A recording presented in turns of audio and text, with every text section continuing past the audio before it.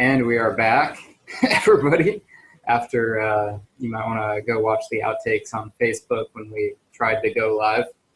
I'm here with Krista Richards today, and welcome to the 13th Harmonic, where we like to discuss everything involving the raising of consciousness on planet Earth. Thank you so much for coming out today, and our deep apologies for the technical difficulties. You know, we're juicing up the harmonics and the energy on the planet here, and you know, when you do that, technology sometimes just likes to go on the fritz. Oh, absolutely. And the thing is, I have a background in IT support, and I still couldn't get it working. So, for all you metaphysical gurus out there who have difficulties when you go online, I have more empathy for you now than before. Like, just focus on it working. Visualize the intention. And I should have done that more, probably. But I was irritated. You know, I think this is actually a great topic for us to start on, because I know in my bones we are not the first people to have a frustration around technical difficulties, right? And then it's so easy to forget all of the tools that we have, all of our Zen, all of our, you know, manifestation powers can go like right out the window in those moments of stress and cortisol raising in our system and frustration and overwhelm and all of that stuff, right? Well, it's like we have our little map of how we think it's supposed to be. And then Spirit's like, oh, you think that's how you're not going to kill any more animals again? There's a squirrel in the road and you didn't see it in time. Like, you know what I mean? Like, it's those kind of stories that check our, not necessarily arrogance, but our overzealousness to have our life mapped out. So I think, yeah, you think you're in control. Think again. There's also that, you know, what's happening is in divine timing. It is in divine alignment. And it's an opportunity for each of us to go within and be like, okay, this is happening for a reason. This isn't just an accident, you know. Accidents don't happen. No. I would not waste a single minute of my day with accidents. Like, everything has a purpose. Every little thing. Yeah, it's so interesting when we can actually try to remember that in the moment and like allow ourselves to feel like at ease with what's happening. It's harder, it's easier said than done, right? That's the challenge. Like, even when it's like, oh, I'm stuck in, you know, something as simple as like I got stuck behind some sort of accident on the freeway and I'm not getting where I want to go in time. In time, like, what does that mean? Like, in time? It's in the time we think we're supposed to get there, right? And in fact, how many times have you realized, like, once you got there at the perfect time? Like, you ran into somebody in the hall, or this happened and you had this chance meeting, or maybe you missed getting yourself in some sort of accident. You know, like, and there's things that we end up seeing afterwards that we end up actually noticing, oh yeah, that's why I was late, or that's why that happened. And then there's a million things that we never see, that we will never see or never know, that's happening in the background of our lives. We are always on time. Oh yeah. And then, like, with the whole thing, I was getting all, you know, I have obligations here. I have a guest on the show. I marketed it as being on Facebook, you know, and then everything breaks just at the right moment. And I'm like, I feel like I'm not following through on my word, you know, and I'm like, I'm kind of big on the integrity thing at this point. So it's like, I want my thoughts to match what I'm, you know, working with in reality. So it's like, what does that feel like to have something fail on you? Like, did you ever have this happen when you're performing on stage or anything like that? You know, you're ready to go out on stage and nothing works and you can't deliver your performance. What does that feel like? Totally. Yeah. I mean, I love that you touch on that, because, you know, it's not just like the thing that's happening. Sometimes in our mind, it's like, I gave my word, or I'm supposed to deliver. There's a deliverable here. I'm supposed to deliver. In your case, you're delivering this Facebook Live at 11:11 with Krista Richards, and that's how it was supposed to be. And it's not happening that way. And then you're not able to actually be, like you said, you're not able to be your word like you want to be, and you're not able to have the high level of integrity that you are committed to having, you know? So like sometimes things happen beyond our control that actually feel like they're in opposition to us, to what we're committed to who we want to be, you know? So yeah, if I like, for me as a singer, if I get a cold, you know, I could have everything, technology could be working, and my schedule, everything is spacious and flowy. And then if I lose my voice, like I had a performance about a year and a half ago up in the mountains, and it was freezing. And so the temperature like would drop super low at night, and then it would raise up a little bit. And so it was like this fluctuation of temperature, you know, going into it. I think I was people were sick around me, so I was fighting off something. And then when the temperature was dropping, it was like kind of coming at me. And then I had my own performance, and then a couple other friends were like, oh, sing with me as well. So I was kind of rehearsing, so I was singing a lot. By the time I got to my performance, my main performance for the weekend, it was a festival in up in the Mendocino forest. It's called Enchanted Forest. And I had my main performance with Kiyoshi, who I perform with a lot in his band. I was already starting to lose it. Like my voice was starting to go, but I was like, I got to push, you know, all of that you were saying, like everything that comes into me, like I'm here to deliver this. So I pushed, right? And when you're, as a singer, and when you push, like I could have not lost my voice. If I didn't push to deliver that performance, I probably would have not lost my voice. But because I wanted to make sure I delivered that, which is what I was paid to be there for, I pushed and I made it through the end of that hour just by the skin of my teeth. And when I got off stage, within a half an hour, I had zero voice. Zero voice. I mean, and I hadn't lost my voice like that in probably 5 years. Wow. So that was, and I still hadn't given the performance. I was supposed to back up a friend of mine, May Love, in her performance later I think it was later that day or the next day. And so I had to find a replacement for me. I was going to sing backup with her. So Shyla Ray, who's an amazing vocalist as well, just swooped in and backed and, you know, was able to fill in for me. And that was like such a humbling experience. You know, I had promised May that I would back her up, and then I had to back out and I had to find someone else because I lost my voice. And so many things come in like around that, right? Like I'm a professional. I should not have lost my voice, right? I coach people with voice on how not to lose their voice, right? So in that moment, like so much, there's like shame and guilt, and I was shooting all over myself, right? And then the most beautiful thing transpired from that, though. And I think I shared this with you already. Have I shared this with you? Maybe when we talked, just the two of us. Because I lost my voice, and there was still, I think, 2 more days, at least 1 more day in the festival. I think maybe a day and a half or 2 more days of the festival. I wasn't able to sing anymore, obviously. But then I also couldn't even talk. And I'm interacting with people. I'm going to shows. I'm backstage in the green room. All of these musicians that I'm, wanting to connect with. So I wrote a sign on a piece of cardboard, and it said, I'm a singer. I lost my voice. I can't talk. So tell me an interesting story. And I just, when I would meet somebody new, I would just hold it up. And I had the most wonderful experience. I had all of these people just sitting with me and being with me. And I just got to listen. I got to just soak up their stories. I got to hear them tell me about themselves. I didn't get to do what I normally do, which is talk about myself and what I'm doing and maybe sing a song or say something funny or drop some sort of wisdom, all the things that I thought held my value and my worth, that I really got, that I had it, that so much of my worth, my self-worth, and what I brought to any given conversation or what I brought to a room was really housed inside of my voice. Like if I can't sing a song or, like I said, say something funny or offer some sort of wisdom or do something like that, then what am I offering?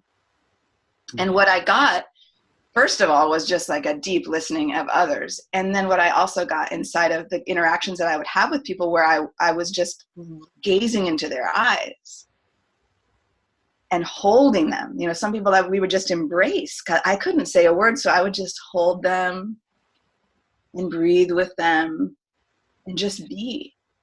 And the response that I got from people was like, wow, like you just healed me, or you know, I didn't say a word, you know. So that was a long story from your question about, you know, what happens when there's a breakdown. But you know, sometimes the breakdown is here, but again, just like we were talking about, it's always for a reason. Like Spirit gave me the most magical gift of knowing that my value is my presence, my essence.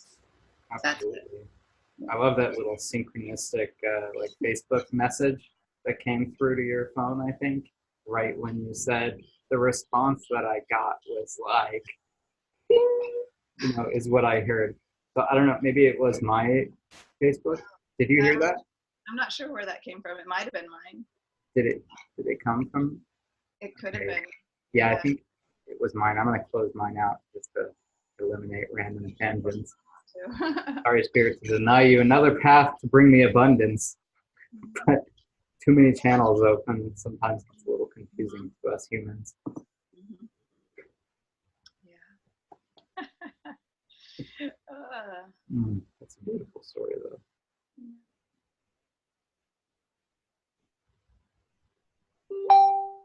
Oh, it was you. I shut mine down, so I see. I knew it. I thought if I just moved off of it, it would go away. But see, that was supposed to happen too, because we got to be like, wee. Like there, it's confirmed. It's on your side. Yeah, sometimes the reason is just joy. And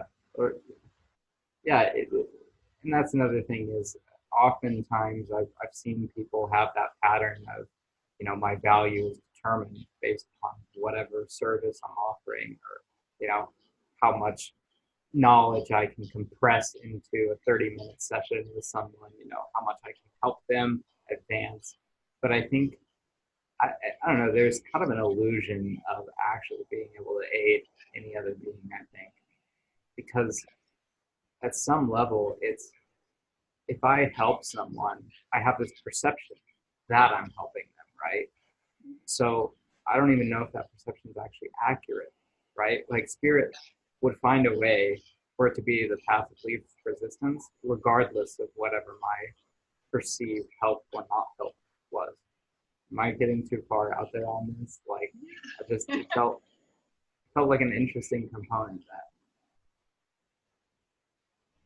I've gotten to a point in my spiritual growth where it's almost like reversing so much of what I've ever learned. Like if I see somebody crying or whatever, it's not, oh, I should help them feel better. It's, okay, they're conscious, they're choosing to cry right now. And that's perfectly fine. Not only is it perfectly fine within their sovereign will, there's nothing wrong with this. This is absolutely in perfect divine timing, you know? Like, and to override all of my programming otherwise is almost like causes me to glitch out sometimes. I'm like, but help. Nothing to fix. Nothing to fix. But what will I do if I have nothing to fix? Why would I exist? If my purpose, what if there's no purpose? Why have existence? like just calm down. Just calm down and be with the moment and trust that everything is happening as it should be. And it will reveal itself in time. Yeah. And just because there's nothing to fix doesn't mean that you can't add value to the moment. Yeah. By your presence. Right? Absolutely. And sometimes the value we add is a little chaos. Yeah, maybe it is. Yeah. But, you know, and that's the thing, just like I think part of my growth edge and what I feel like Spirit continues to teach me is discernment. You know, what I know, I have a pretty high energy, and I don't know if some of it's coming through on this video call or not, but I've had moments over my life where I'm like, wow, the energy that I'm bringing that isn't really what's called for right now. You know? But sometimes it is. Sometimes that high, you know, energy is perfectly called for.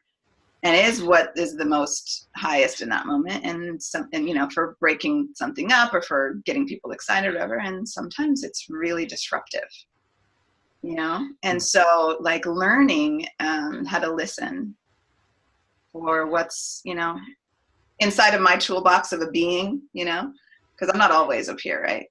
Inside of my toolbox of a being, I can walk into a space or into a conversation and things, and how I can continue to learn how to listen for what aspect of me right now can I bring. Is it just my presence? Is it just my listening? What is it?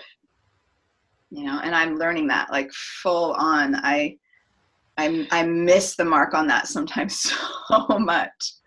I just we're allowed the experience of feeling like we missed the mark. Even exactly, right? Yeah, we think on.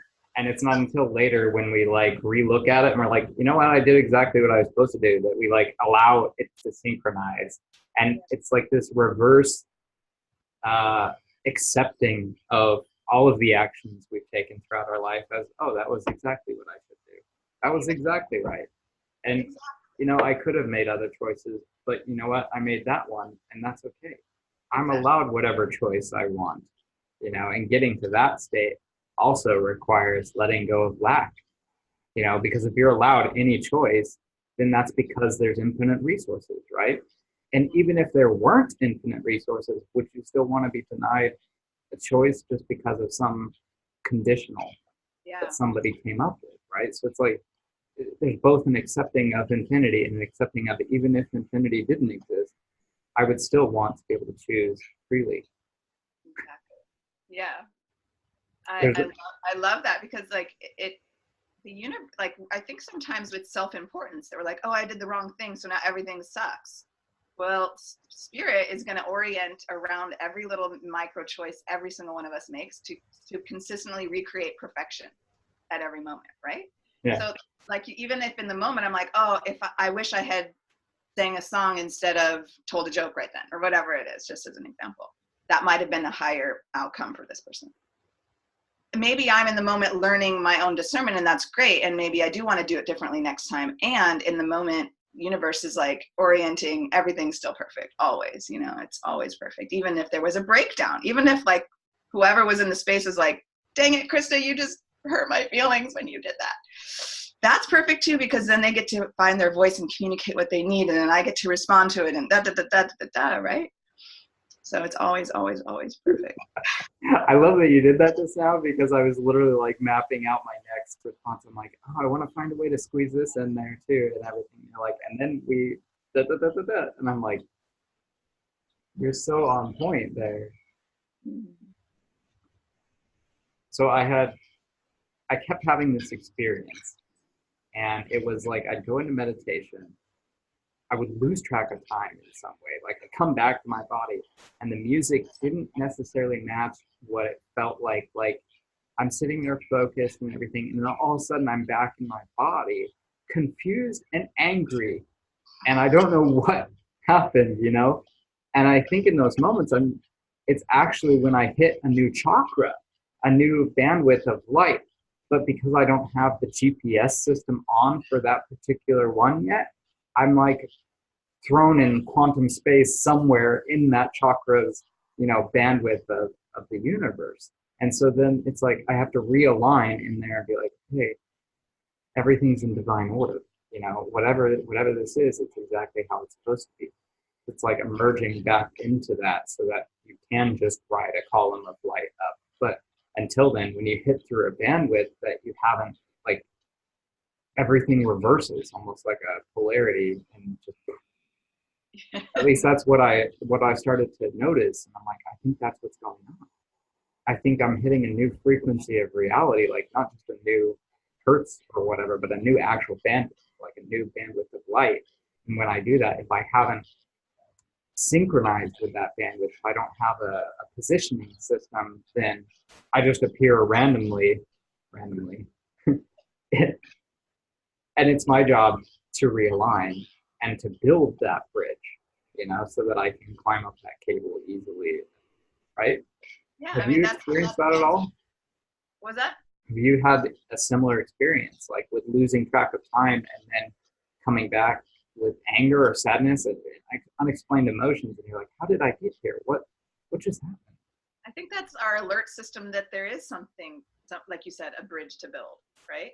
Uh-huh. If you don't find yourself at a loss, or in a state of, like you said, in some sort of like these emotions or states that we tend to call like negative or whatever, are really just notification, right? Like pain, for example. I had this real beautiful download about pain a couple years ago, because I've had like chronic pain in my body on and off most of my life, and having this moment with spirit about it, because I was like really like deeply in a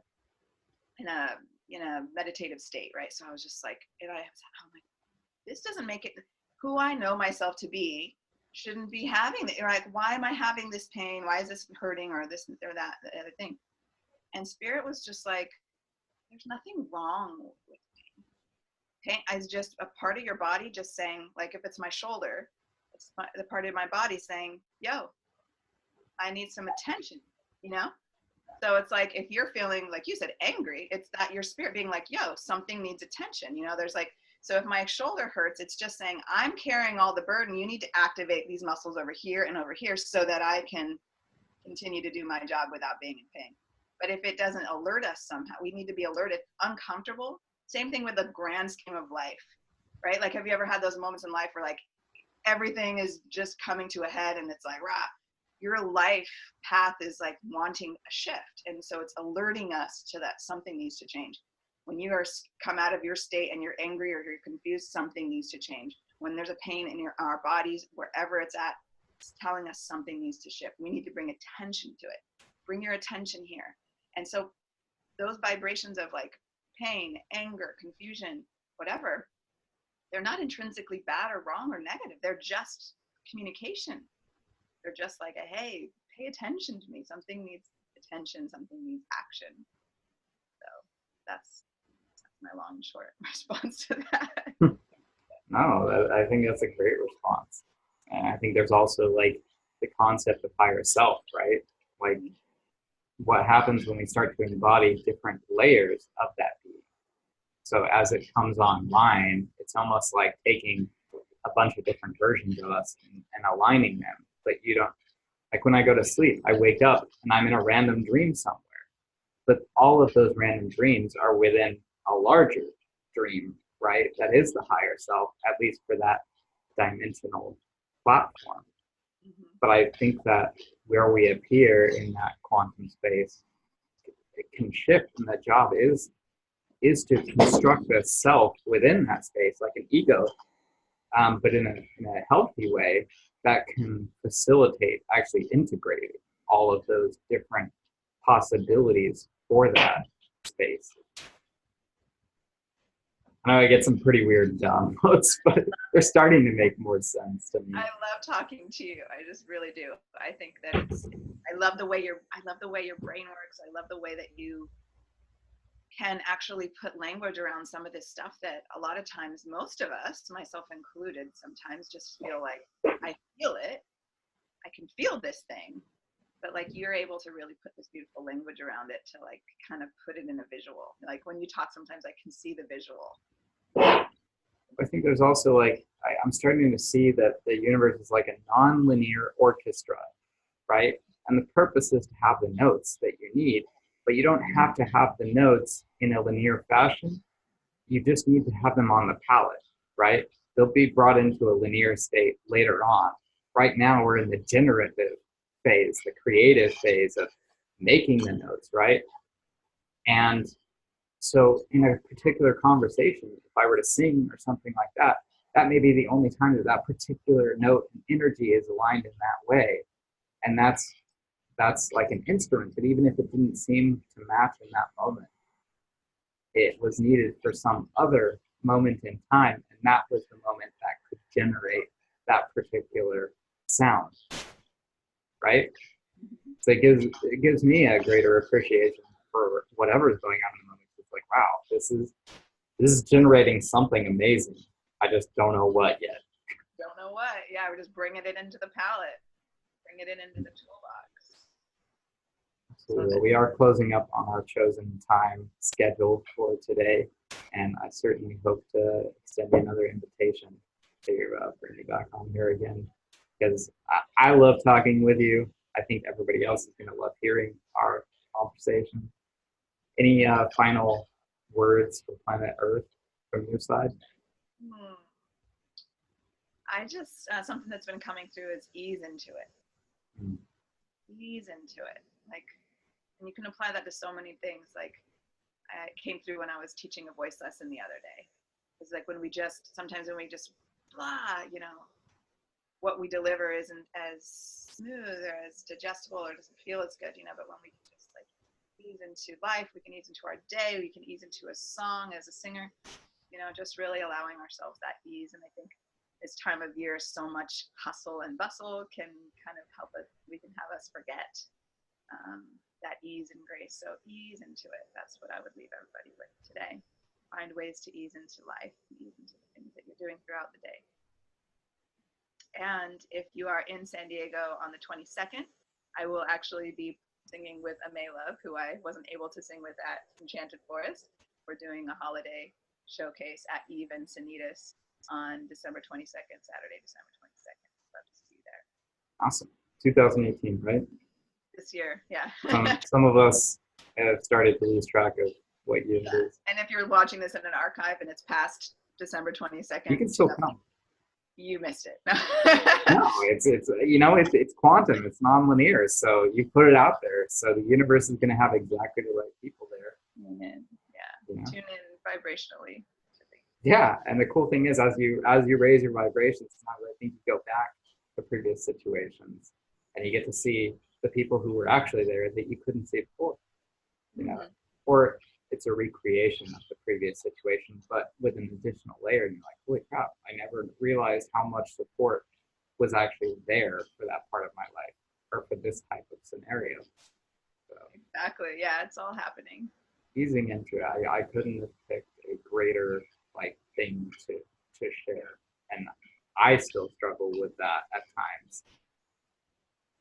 Thinking now, I'm like, am I delivering well? Don't worry about it. Just ease up. Ease into it. All right. Well, thank you so much, Krista, for blessing us with your presence today. I'm going to get this up on YouTube and Facebook as quickly as possible in divine timing. And thank you, everyone, for tuning into the 13th Harmonic. We appreciate your presence.